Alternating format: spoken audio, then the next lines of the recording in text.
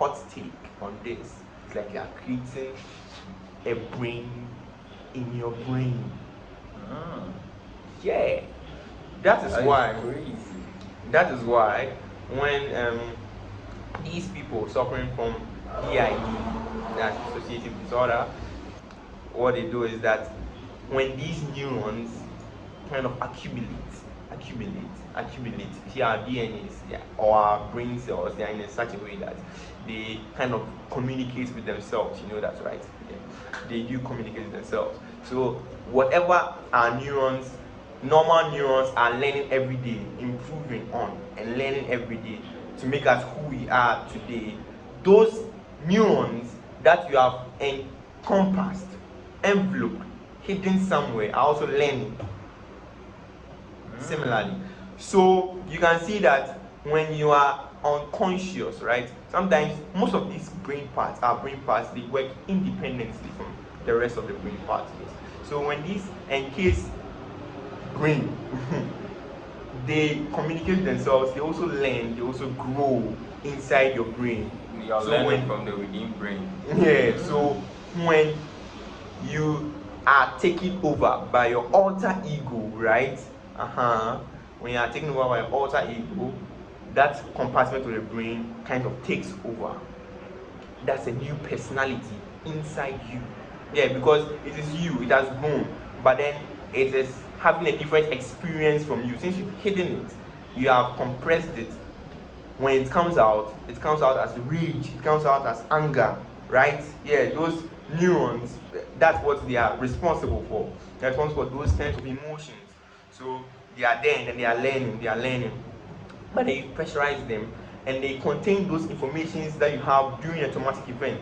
All those feelings that you have kept under lock and key, those things will be erupted when you are taken over by your alter ego. Yes. So that is the theory of the dissociative disorder. So this is a contentious mental health condition that typically arises as a result of traumatic events to help people avoid unpleasant memories, right? I've already established this fact. To completely comprehend the complexity and nuance of DID, the study investigates its symptomatology, its diagnostic criteria, therapeutic modalities, and historical controversies here. So patients with DID frequently have two or more distinct personality identities, each with its memories. Yes. So these compartments in the brain have different memories because of the generation or their origin, where it comes from. The origin is that traumatic event that happened to you. So you have traumatic events happening to you, you are trying to hide all of them, you are creating brains in your brain. And I have 8 of them. What? I got 8, bro. 8. Yeah. You're like a multiverse, bro. So disorders, right, of associative processing include loss of integration in critical processes like memory, consciousness, perception, motor control, and identity. Even so, limited neural imaging research has revealed that patients failing or falling under this diagnostic group may exhibit specific brain activation patterns. So they have specific brain activation patterns. The way these compartments activate, right? You see your brain as it is there, it kind of works on its own, right? When you grow and then brain development actually starts from the age, I think 5, yeah. Actual brain development, yeah. That's when it really starts. When you're a kid, your brain hasn't fully developed. So it's there and you're not thinking. That's why you can't remember anything that you did when you were a baby, a year old. Yeah. But now you do because it started development actually from the age 5. Yeah. So the cingulate insula, inferior parietal, and neighboring regions of your brain, like the superior temporal cortex, show decreased activity in DID.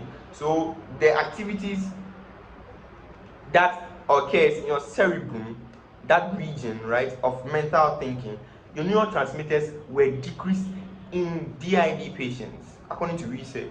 That means they weren't thinking with their normal brains, but they're thinking with something else. Because normally, we think with our cerebrum, right? Yeah. But then the thinking was done somewhere else. You see, the brain works independently. That's why some people can sleepwalk, some people can talk, sleep. Those things. Since they are independent, they can work, they can decide to work on their own. That's why we have the parasympathetic and then the sympathetic nervous systems, right? The involuntary and then the voluntary, right?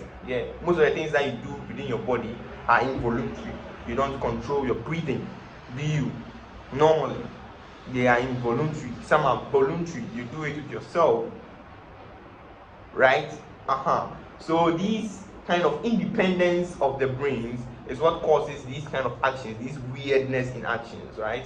So the way to solve this is to introduce drugs such as selective serotonin uptake inhibitors. Yes, these drugs, what they do is that they kind of rectify the amount of neurotransmitters available, right? Increasing the number of neurotransmitters. Yes. So as the brain packs these unwanted neurotransmitters for a long time with the intention of hiding them, that is what causes that problem. Yes. And these drugs could help kind of rectify them. So yes, now that we've talked about the compartmentalization of the brain, the things inside the brain, now what we do is that we delve into how we can be able to use this to download intelligence. Now, we talked about the brain blueprint. So, what if we can blueprint these compartments in the brain, copy them outside of your brain? So, we compartmentalize clones of those compartments in your brain. And what we do is that we use machine learning, right, to make them learn extra, right?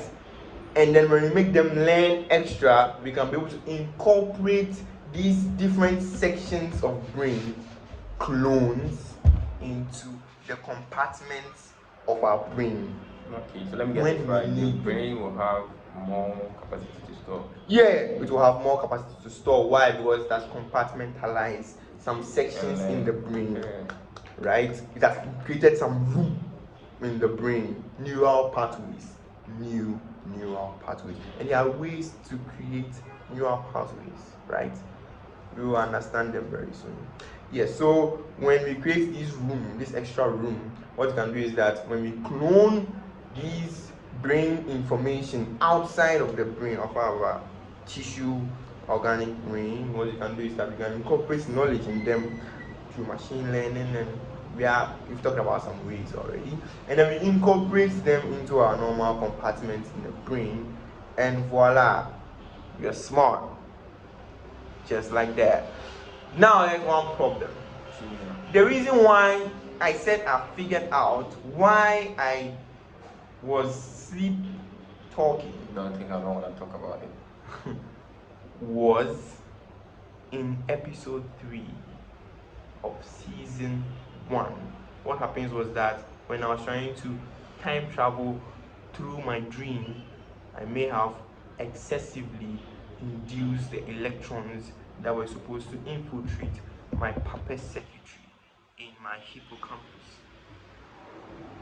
So if that is the case, I think that is the origin of my production of multiple compartments in the brain. I'm sure that chain reaction of the electrons kind of made a room, right? It agitated my DNA, kind of restructured my DNA to produce more of itself in my brain, creating multiple personalities.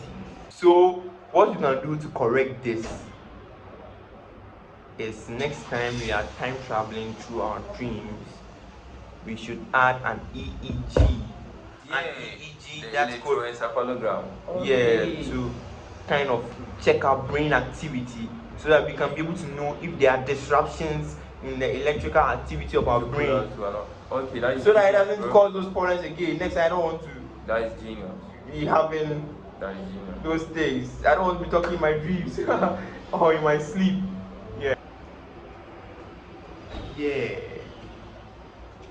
Yeah. On that note, I think I got an idea, bro. We can find Marie Curie on this universe. Okay. We can. On the next episode, we will find her. So stay tuned, viewers. But for now, it's time for fun facts. Fun fact. Do you know that brushing your teeth with your less used hand helps create more neural pathways in your brain, which helps you be more intelligent, capturing things faster, Yeah! getting things easier, What I was talking about, understanding things easier. creation of new neural pathways. So the thing is, if you So are left-handed, try using your right I'm hand. right-handed, so I'll brushing. use When you are my left right-handed, try using more your often. left to brush.